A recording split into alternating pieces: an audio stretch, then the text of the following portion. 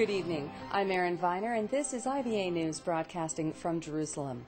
We open with the imminent state visit of Prime Minister Benjamin Netanyahu to Canada. Netanyahu and his wife Sarah, together with Finance Minister Yuval Steinitz, today left Paris en route for North America.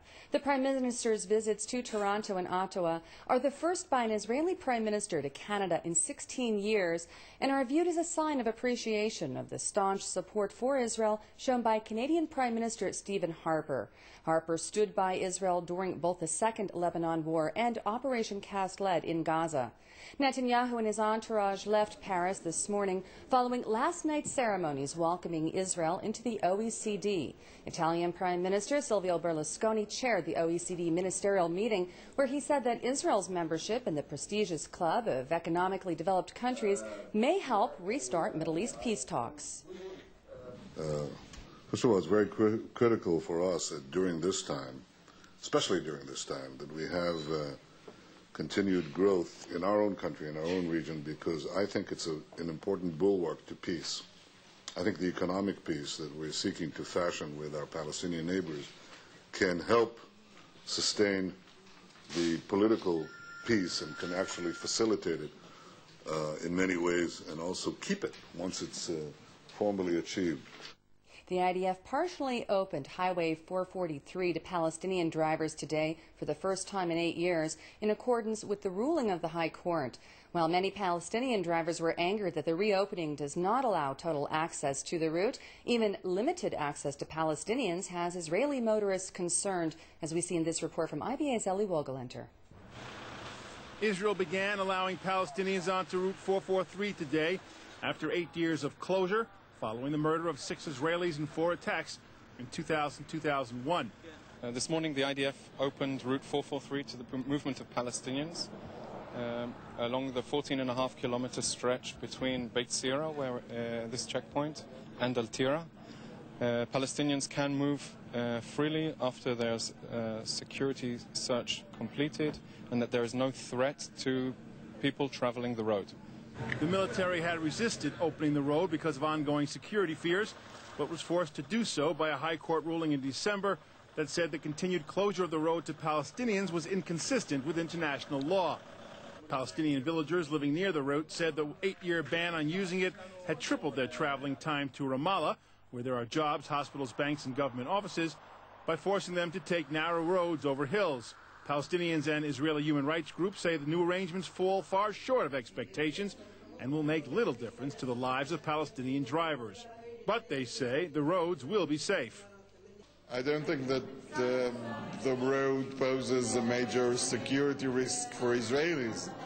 But even if it's so, it's clear that Israelis don't have any right to enter the West Bank. And if there is a security problem, Israelis should be barred from entering the road and not Palestinians. Israeli commuters, on the other hand, are outraged over even a partial opening, considering the ongoing attacks. A Molotov cocktail was thrown on March 13th, wounding a father and his toddler son. 2 weeks earlier, Palestinian gunmen fired at an IDF outpost adjacent to the road, but failed to cause any casualties. And on December 17th, an improvised bomb was discovered on the side of the highway. I think it's nuts. I think it's absolutely crazy because the fact that the Palestinians are still throwing stones and that rockets are being found in the community, in the Palestinian communities around the road, I think it's crazy. And personally, I am not going to travel up 443 to Jerusalem with my 2 kids. I'm freaked out. I think it's absolutely nuts. How much longer will it take you to take the same trip? It will make my trip about half an hour longer. Depending on traffic, it could make it also an hour longer. A small number of Palestinian cars were seen on the road today after the opening, with Israeli soldiers checking each car thoroughly before allowing it onto the highway. Eli Wogelenter, IBA News. The flotilla of 8 ships attempting to break the IDF naval blockade of Gaza is set to converge in international waters east of Cyprus later this evening before setting sail across the eastern Mediterranean Sea toward the Hamas-controlled territory. Israel is moving both behind the scenes and publicly in an effort to avoid what could become a public relations disaster, although at this time a confrontation appears inevitable. In an attempt to prevent the ship's departure, Defense Minister Ehud Barak spoke to the foreign ministers of Greece, Cyprus, and Ireland. Cyprus announced last night that it would not allow any ships in the flotilla to leave from its ports, but activists aboard the vessels declared that they would not be stopped and claimed that they had never intended to dock in the Eurasian island republic. The defense and foreign ministries are still trying to persuade the organizers of the flotilla to offload their cargo at the Ashdod port, where it will be inspected and then trucked into Gaza under the scrutiny of the international media. The foreign ministry released a statement branding the flotilla a political and media provocation launched by anti-Israel activists and Islamist extremists under the guise of a humanitarian campaign. There is no sign at this time that the organizers are willing to change course, and Israeli naval commandos have been holding drills in preparation for intercepting the convoy. The United Nations has urged restraint by all those involved and has called for the parties to work toward a satisfactory resolution. Turning abroad, where U.S. Secretary of State Hillary Rodham Clinton reiterated Washington's objections to the nuclear fuel exchange deal negotiated by Iran with Turkey and Brazil last week. Speaking from the Obama administration's new national security doctrine at the Brookings Institute, Clinton rejected the appeal from Iranian President Mahmoud Ahmadinejad for the U.S. to consider the deal as a viable option. The Secretary of State instead insisted that Washington has a very serious disagreement with Brazil over its approach to curbing Tehran's disputed nuclear program, saying that such a plan serves only as a ploy to offset the imposition of a further round of harsh United Nations economic sanctions. Certainly we have very serious disagreements with Brazil's diplomacy vis-a-vis Iran. And we have told President Lula, I've told my counterpart, the foreign minister, that we think buying time for Iran, enabling Iran to avoid international unity with respect to their nuclear program makes the world more dangerous, not less. In other news, despite bitter criticism of the Goldstone report, both in Israel and abroad, the IDF has taken several findings of the report under consideration and has, for the first time, completed an operational doctrine for conducting urban warfare. The doctrine was prepared 2 weeks ago by the IDF's Concepts and Doctrines section and was approved by Major General Sami Turjaman. In addition to releasing flyers from the air, sending cell phone messages, and breaking into Palestinian broadcasts to warn residents of an impending incursion, as the Army did during Operation Cast Lead, one new order now requires IDF commanders to select an empty structure and fire preliminary rounds to encourage any nearby civilians to leave the area. Also detailed are clear guidelines of the type of weaponry to be used inside of towns and villages. A senior IDF ground forces officer told reporters that while the majority of the instructions in the document were pre-existing, the military wanted to clarify the rules of engagement in populated areas. Amnesty International published its annual report on human rights violations worldwide this week. In its chapter on Israel, the advocacy group accused Jerusalem of consistently violating human rights in the Gaza Strip. The organization also charged Israel with a commission of war crimes during its military offensive in Gaza last year. IVA's Afra Patat spoke about the report with the executive director of Amnesty International's Israel section, Itai Epstein. This year's report is focused on the international gap in accountability and justice. When it comes to Israel, the occupied Palestinian territories, and the Palestinian Authority, we're looking at two main things. One is investigation into allegations of war crimes and crimes against humanity following the conflict last year. To this date, both Hamas and Israel have failed to comply with recommendations of the fact-finding mission by Judge Richard Goldstone and investigate impartially. They have a deadline in July, which I'm afraid to say they will not meet. And if they don't, we will have to recommend that the case is referred to the International Criminal Court. Now, the report obviously depicts Israel in a negative light, strongly criticizing Israel's conduct and levels harsh criticism and harsh allegations at Israel. However, you did mention Hamas. One can't help but compare. Hamas was mentioned relatively very little in compared to Israel, and only one paragraph about Gilad Shalit. So how do you avoid this inevitable sense of bias? I think that's very simple. This is an asymmetric conflict. However, we harshly criticize Hamas for a couple of things. One, and this has to be said, for firing at Israeli civilians during and before the conflict. And we have said this time and time again. This is a war crime, no question about that. And certainly about Gilad Shalit, we've been working hard on his case. It's been adopted by Amnesty International members across the world, and thousands upon thousands of letters has been written, and we have called Hamas time and time again to respect his rights as a prisoner of war. That does not take away from the criticism that we have on the use of Palestinian prisoners as bargaining chips in Israel, and it does not take away from the criticism that we have on the ongoing illegal siege of Gaza.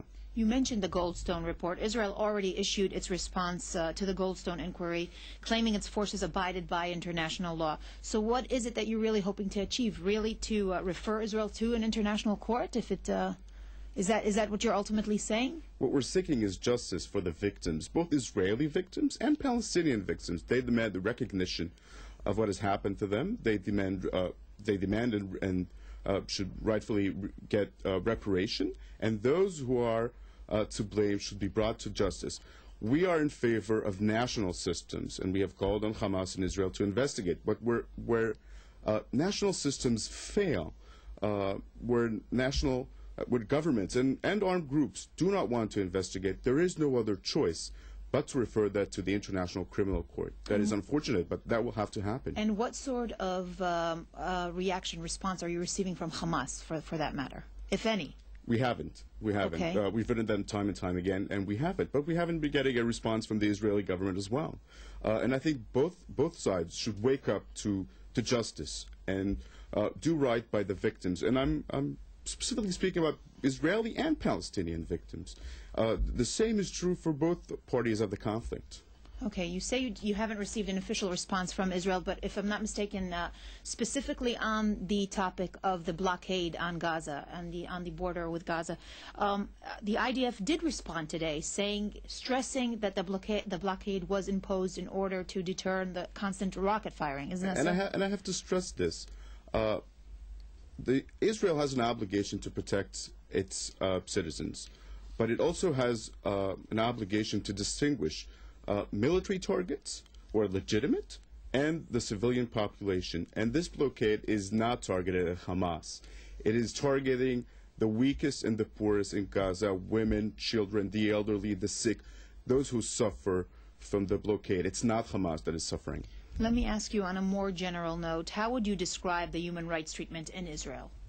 Poor. The approach? Poor, and I think Israeli government has to do a very deep soul search because it has been persecuting human rights defenders and human rights organizations. This is not to the benefit of Israel or its citizens. But are you not witnessing any improvement following Operation Cast Lead? No, unfortunately not. I think across the world this has been a landmark year for international justice, but Israel and Hamas has fallen short. Briefly, if you may, we can just touch on the subject of the convoy of ships that's making its way to Israel. How do you think Israel should react? What do you expect our response to be? We remain hopeful that Israel will raise the blockade on Gaza, and I remain hopeful that those human rights defenders making their way to Gaza will not be arrested. And one final question that I have to ask you is, Amnesty has been charged with exploiting human rights principles to demonize Israel. What do you say to that? That we don't demonize anyone. We treat everyone the same. When there's criticism, it is said and brought forth, which we look at solutions and we offer solutions. The same is true for Israel and for 150 countries that are in the report this year. And we remain hopeful that things will turn up in Israel and across the world. Itai Epstein, thank you so much for taking the time and joining us this afternoon. Thank you. It was a happy and long-awaited day for the families of Dan Goldberg and his partner Arnon Angel. Together with Goldberg's twin babies, the pair arrived at Ben Gurion Airport today following what they described as an agonizing delay of 2 months. After the twins were born via a surrogate mother in India, the Ministry of the Interior refused to allow the family to enter Israel until paternity tests verified that Goldberg was indeed the father. An enormous public and media outcry erupted against the decision, spurring the ministry to accelerate the confirmation process. The current situation in which Israeli leaders, such as former Foreign Minister Tzipi Livni, feel that they cannot visit Britain for fear of arrest is indefensible. That's the view of Britain's new Foreign Secretary, William Hague, who told reporters that he intends to act quickly to remedy the manner that arrests in Britain are ordered under international law. The Foreign Secretary went on to say that because Britain wishes to play a strong role in the Middle East peace process, Israeli leaders and others must be allowed to visit the United Kingdom. President Barack Obama honored contributions made by the American Jewish community in the arts, music, sports, and other fields during an hour-long reception at the White House yesterday, marking Jewish Heritage Month. Among those in attendance were Justice of the Supreme Court Ruth Bader Ginsburg, author Judy Blume, New York Times columnist Thomas Friedman and David Brooks, Nobel laureate Robert Pinsky, Olympic gymnast Carrie Strug, five-time Olympic swimmer Dara Torres, and basketball player Nancy Lieberman. Obama did make specific mention of one highly esteemed guest. This is a pretty fancy group here, pretty distinguished group. We've got senators and representatives. We've got Supreme Court justices and successful entrepreneurs, rabbinical scholars, Olympic athletes, and Sandy Koufax.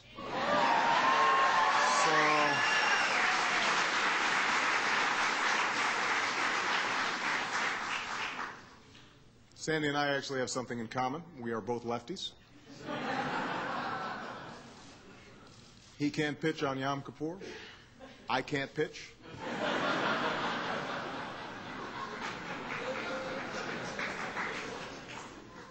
Back home, and one day after the large fire in the Golan Heights, the statistics are in, and firefighters now estimate that the fire destroyed some 20,000 dunams of land, including large portions of the Gamla National Park, where there was rich vegetation, a waterfall, and also the site of a historic battle against the Romans during the Great Revolt.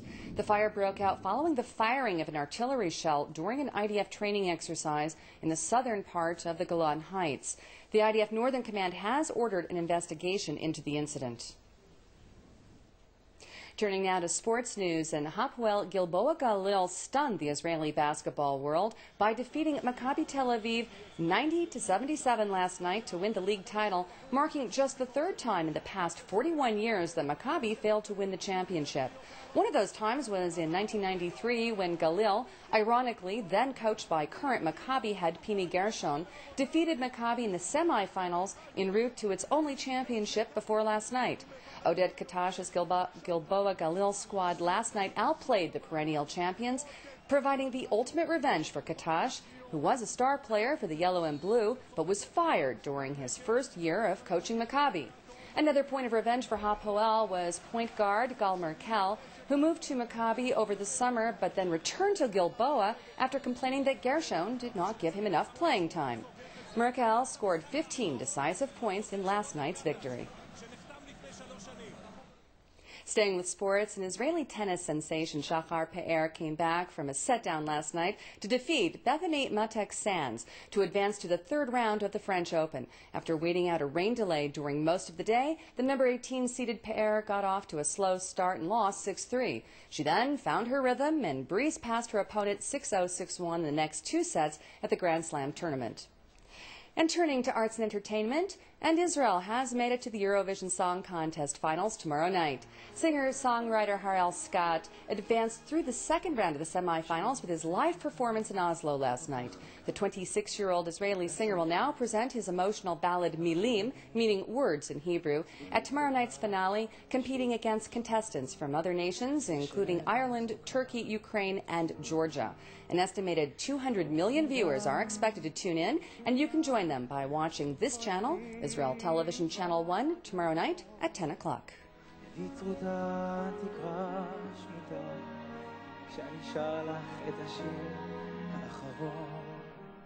השארתי רק מילים, נקלט בין הצללים, ספרים מסודרים ובין החדרים. השארתי רק מילים, זר של מנעולים, אלוהים, השארתי רק מילים. קירות שותקים עכשיו, ומה לקחת כשברחת, כן מה לקחת, במלחמה הזאת אולי ניצחת. מה נשאר לי כשהלך? השארת לי רק מילים, מקלט בין הצללים, ספרים מסודרים ובין החדרים.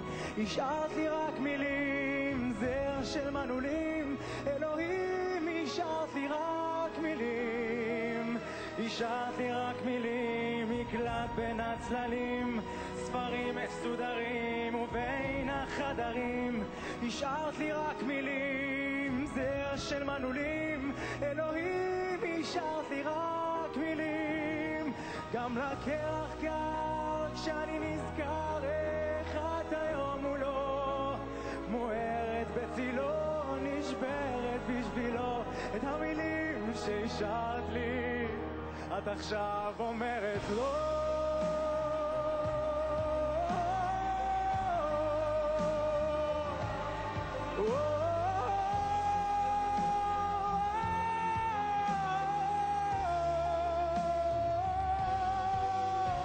השארת לי רק מילים, מקלט בין הצללים, ספרים מסודרים ובין החדרים. השארת לי רק מילים, סדר של מנעולים, אלוהים, השארת לי רק מילים. Turning to financial news, the shekel rebounded slightly against the dollar in foreign currency trading today, but put in a mixed performance against the euro and the British pound. Here's a look at today's exchange rates.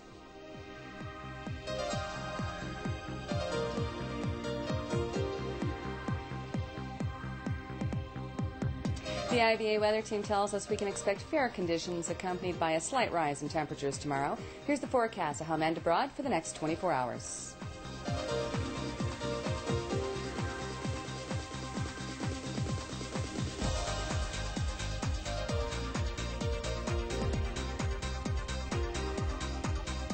That brings us to the end of this broadcast. I'm Erin Viner. The entire IBA team and I thank you for joining us this evening. We hope you'll tune in again tomorrow at 6 o'clock when I'll be here with more news and analysis from Israel and abroad. Have a wonderful evening and Shabbat Shalom from Jerusalem.